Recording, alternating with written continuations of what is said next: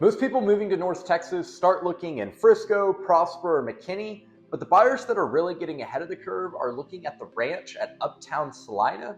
Now, chances are if you're relocating here, especially from out of state, you probably said, we're gonna move to Dallas, and then began looking at the surrounding suburbs. And you usually realize, of course, the closer to Dallas you are, the more expensive the homes, the smaller the home and smaller the lot you get, versus if you go a little bit further north, you can really find a gold mine and find a happy medium. If you do end up moving to Celina, there are some downsides we'll get into a little bit that some realtors are afraid to talk about. When you move to Celina, you're gonna feel there's room to grow, you get more home for the money, more lots, more square footage, all of that, and you still feel like you're ahead of the wave of traffic. Now, when you first enter the community, you're gonna notice that there's a lot of empty lots. There's a lot to be built here. There's gonna be over 1,000 homes built in this community. You're gonna have more open space, less congestion, not only in the neighborhood, but on the roads surrounding the neighborhood compared to Frisco, Plano, or McKinney. And this community doesn't feel immediately cramped. It feels more like a move-up community, even though prices start in the 400,000s. But before you buy here, there's several things you need to know about, understand, and we're gonna go over all of those. Most people, when they move here, just look at list price, square footage, pool ratings, but you're gonna miss what the tax rate is, if it's a mud or PID, what your daily commute is actually going to look like, and if it's going to be a nightmare for you, builder cost upgrades, and what the development timeline of the community looks like. Now, we'll get into all of that. First, we need to understand what the future of Celina looks like. Now, if you're unfamiliar with where Celina is, it's just north of Prosper and about 20 to 30 minutes north of Frisco, depending what section of Celina you're looking at. So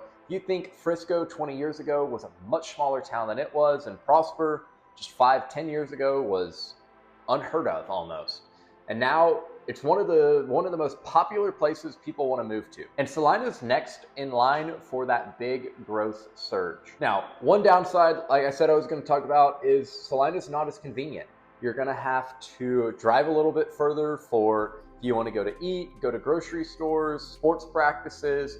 Pretty much all your everyday needs are going to be a little bit further out versus if you move to a city like Frisco, Prosper, Plano, McKinney, that you have almost everything you need within 10 to 20 minutes of you. If you really are looking for a community that everything is right outside your front door, this one you're probably going to be a little bit early to buy into and should look a little bit further south. But if you don't mind waiting and buying a little bit of patience and letting the growth catch up to you, I think you're really going to like your decision of getting in the home cheaper, benefiting from the economic growth around you and the everyday conveniences coming to you. Now, this neighborhood is not your normal master plan community. So many of them just look like cookie cutter neighborhoods, but this one offers, you have two different builders in here. You have Taylor Morrison and Toll Brothers. They each offer a 40-foot lot, 55-foot lot, 60-foot lot, and a 70-foot lot. Now, home prices here start in the low 400s and do go just over $1 million. So you get a lot of variation of not only lot size and home size, but what the elevations look like. And you have a more upscale curb appeal when driving through the neighborhood. Now, something you'll notice with a lot of the newer communities is they're more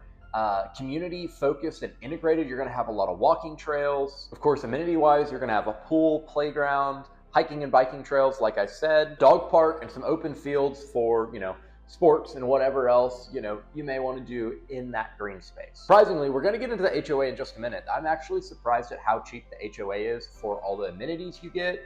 But there's also something else you need to know. This is in a mud, which we'll get into in just a moment. But location-wise, this is in a great area. You're about 5 minutes from the downtown Celina Square, which has plenty of great restaurants for you. You have a ton of local events. As a matter of fact, they just had Cajun Fest, which is their music festival, and Crawfish. They have Christmas on the square. They have a ton of events all throughout the year in the downtown Celina Square, and you're only 5 minutes from it. A lot of people really like this because you get the master plan community feel, but you also mix it with that small town feel of very community integrated. You're right by the square to where you have all the big city amenities, if you will, in your neighborhood, but the surrounding area, you don't have the hustle bustle traffic that you're going to experience if you were to move further south. Now, let's get into home pricing, how big the homes are, what your tax rate is, HOA costs, and what that mud tax is. Now, you're going to have brick and stone combinations on the home. The homes are super pretty in here. Like I said, they're not cookie cutter and bare minimum, especially Toll Brothers is a really high-end builder. Now, Taylor Morrison is not bad at all. They build a great home, but they're not going to be as upgraded throughout as Toll Brothers, but of course they're gonna be a little bit cheaper option. So you're gonna get in at a lower price point. You just may not have all the upgrades. So that's something you'll have to weigh and decide. If you are thinking of making a move here or have any questions for me on that, reach out to me. My team and I have helped numerous families make the move here, weigh out those types of options, make sure they understand where and what they're buying into, and make sure you have a smooth move here to Texas. So if you have any questions, all my contact info is below. You can call, text, email, schedule a Zoom call with me, whatever you prefer to do.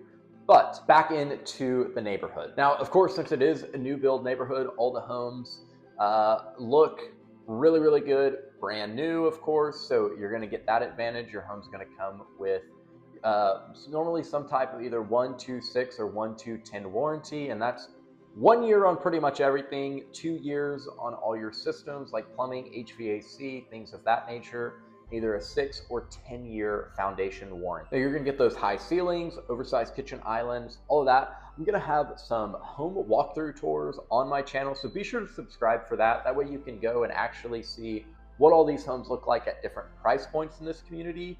But the HOA is super reasonable. Like I said, you get a dog park, pool, hiking and biking trails, sports courts, and walking trails for about $79 a month, which is a little bit below average for what we see. We see a lot of around $100 a month average HOA, as high as $200 or $250 a month here in North Texas. So you get a really good HOA cost considering the amenities you get. But something you do need to be aware of, and this is in so many North Texas communities, especially newer ones, is either a MUD or a PID.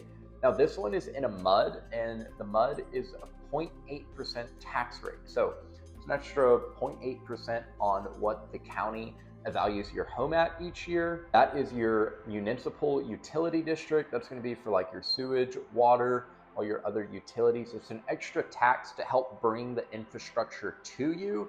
So keep that in mind. Now the overall tax rate without the MUD is around 2%. So your effective tax rate is about 2.8%, which isn't uncommon in Celina, but there are several that are much, much lower. So I would encourage you to weigh out your options of, if you find one for 2 or 2.2, do you get the same amenities and home for the cost? I wouldn't let it be a deal breaker, but I would crunch some numbers on that. Now, like I said, depending what state you're moving from, these homes are going to seem much, much cheaper, especially if you come from like California, New Jersey, somewhere with a little bit higher cost of living. And you usually get a lot more space with that home. Like I said, they have some 40 to 70 foot lot options. And they start in the low 4s and go all the way up to about $1 million. And those are going to be anywhere from about 2,000 square feet to over 4,400 square feet. So you have a lot of ranges, whether you just want, it's just you living there or you and your significant other and maybe a kid or two. They have the perfect home for that at a great entry price point, all the way up to where if you want to upgrade, have plenty of room, or have a ton of kids, they're going to be able to accommodate you in this community. Now, something to be aware of is if you go on the builder's website, you're going to see a lot of base pricing, and the photos may not be of the upgrades with the base pricing.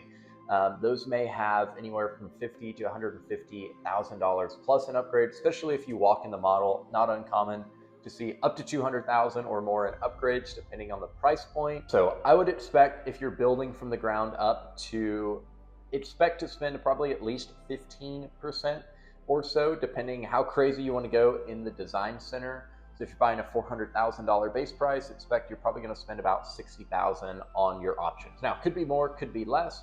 Just something to think of. They're also going to have lot premiums that aren't accounted for in the base price, structural upgrades, tile, countertops, carpets, or no carpet. So if you have any questions, make sure you get some form of representation, whether you use me or not. I would love to help you, but an agent's going to be able to walk you through that and make sure you're not overpaying. I was just able to save a client over $15,000 off the home price, got them $25,000 in builder credits, and got the builders to accept a contingent offer on their home. Make sure to consider that. If you are thinking of buying a new build, like I said, reach out to me. All my contact info is below. But I know we touched on this a little bit. Want to go into the two builders and the pros and cons. I actually had Another neighborhood client was between a Taylor Morrison, great floor plan, great build, looked like a great home, and Normandy. So on this one, you have Taylor Morrison and Toll Brothers. So your Taylor Morrison is going to be, for lack of a better term,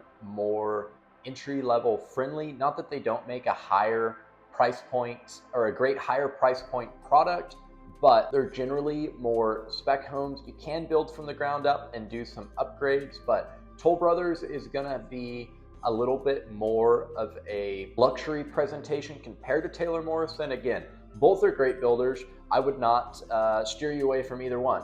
I'm not even allowed to, but if I was, I still wouldn't.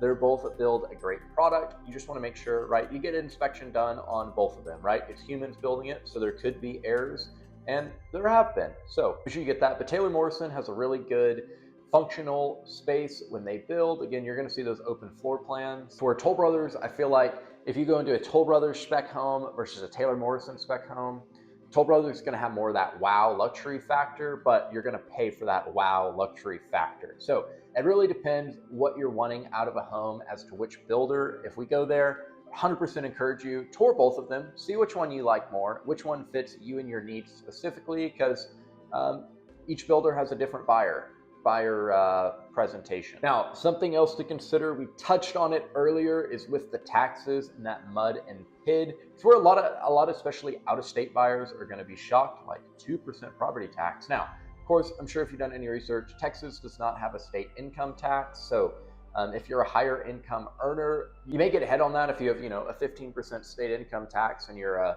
$100,000 earner, $15,000 gone, versus your property taxes on a $700,000 home, maybe about $15,000. They're generally around 2%. This one is with the mud, they're going to be closer to about 20-ish in this community. So keep in mind that a $700,000 home in one community in Celina is not going to have the same payment as a $700,000 home in another community. And it could be because one is in a mud and one is not. For example, this one, you have a 0.8% mud tax, which doing some quick math in my head, let's call it on $1 million home, it's an extra $8,000. I think I'm right on that. A year that you're going to pay in taxes, versus if you go to one that doesn't, you're saving $8,000 a year just because you're not in a mud, which is almost $600 a month. Okay, I just did the math. It was $8,000, but it's about $660 a month you save. So not bad, quick math, but just keep that in mind. We can weigh pros and cons of that. If you have any questions, like I said, feel free to reach out. There's some communities that have a mud, some that have a PID, and some that have neither. Now, of course, you are in an HOA, and I know some people go, why would you ever buy in an HOA? Which can be fair. Some HOAs are over the top. I'm in an HOA. They're not too crazy. They've got me a couple times for, I didn't realize we couldn't have our trash cans visible at all from the street. So make sure you read your HOA bylaws. I got 2 nice little letters, no fines, but now my trash can lives in the garage. But overall, as long as they're not over the top, I don't think it's a terrible thing, especially if you get some amenities. It's gonna keep people's yards from looking absolutely crazy. Keep the neighborhood looking a little bit nicer. I wish everyone had enough pride in home ownership, or if they're renting, to keep it looking nice, but they don't. So I would prefer to not have to pay someone $80 a month to tell me how to keep my house looking nice when I keep it nice. But you just got to weigh that out. It's hard to get out of an HOA here in North Texas unless you move out onto some acreage or a little bit further out. So keep that in mind. It's going to be hard to get away from. Just if you want to, don't move to like a Mustang Lakes that has a super, super high HOA. Now they have some awesome amenities that I think can help justify the cost, but just something to weigh out for you. Now, before we get into commute times and what the commutes look like for you, something that I think is super important and you can't really put a price on it is the community connection. Now, I feel like newer communities, people want to meet everyone and really get to know their neighbors. I've experienced that in my neighborhood. We just had kind of a neighborhood cookout block party deal. Super cool. Got to meet a ton of people in the neighborhood that, you've seen their names on the Facebook groups, but it was nice to put a face to the name and get to actually meet them. And I think that's really important, especially if you're moving from out of state. You want to make friends. You want your kids to make friends, especially with other kids in the neighborhood. So I think that can be a real bonus. Not that it doesn't happen in more established communities, but I feel like they kind of falls off as the neighborhood gets older. Okay, let's talk about the trade-offs and what makes this community could be terrible for you. So you are going to be fairly toll dependent, especially if you want to get down to Dallas. Now, without traffic, you're about an hour to Dallas. So I'm going to go ahead and tell you, if you work in downtown Dallas, I would strongly consider finding a community further south. You're going to spend minimum 2 hours a day in the car. There's going to be traffic. It's probably going to be closer to 3. That's 15 hours a week just driving. Now, I personally would not want to do that if I could avoid it. I probably do it anyways, but I knew that's the nature of the job.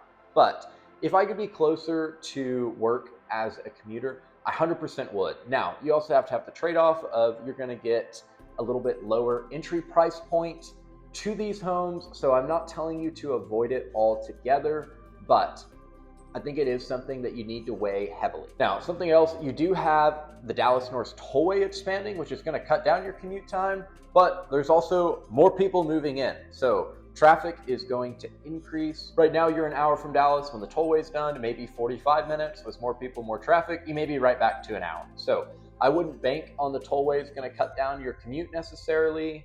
Now, if you work in Frisco, you're only about 30 minutes to Frisco and about 45 minutes to Plano. So either one of those are terrible. Now, who I really see Celina working best for is, of course, either people that work locally, like if you teach in the school district, or if you work in Frisco, it's not too bad. It's especially great for people that work from home, and you can go run your errands when it's not busy. Because like I said, most of your grocery stores and everything are not going to be 5 minutes away right outside your neighborhood. Now, it's also for families that really want to have, a place to call home for them and their kids versus having that prestige location right now. Now, in 5-10 years, Celina may have that prestige location. So that's something to keep in mind. But like I said, if you're someone that commutes daily to downtown Dallas, you want to be able to walk to everything, walk to shopping, dining, entertaining, or if you want that mature infrastructure immediately, this one's going to get a pass from you, in my opinion.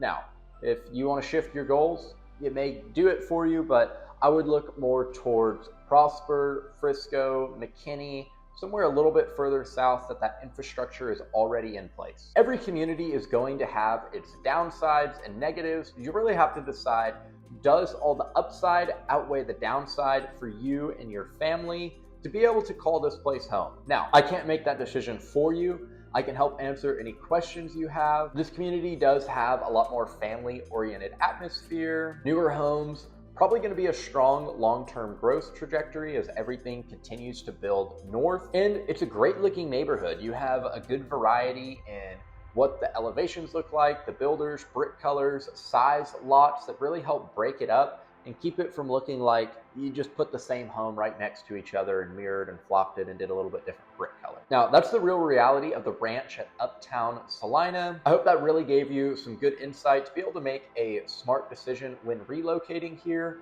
And be sure to subscribe. I do videos all about the North Texas suburbs, which communities. So I've got a ton of different videos on other Celina communities, Prosper, Frisco, that you can go watch, or you can reach out to me and I can answer those questions for you. So if you do have any questions, if you are planning to make a move, whether that's in the next 9 days or 9 months, reach out to me. All my contact info is below. We'd love to help you make a smooth move here to North Texas. But thank you for watching and have a great day.